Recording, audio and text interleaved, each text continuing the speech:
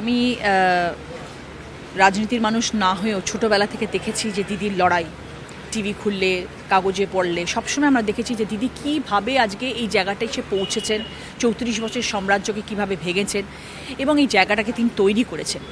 এটাও মানতে হবে যে একটা সময়ের পরে যখন মানুষের একটা এজ এসে যায় না, একটা বয়সের প্রাক্কালে, তখন মানুষ অন্যের উপরে নির্ভরশীল হয়ে পড়ে।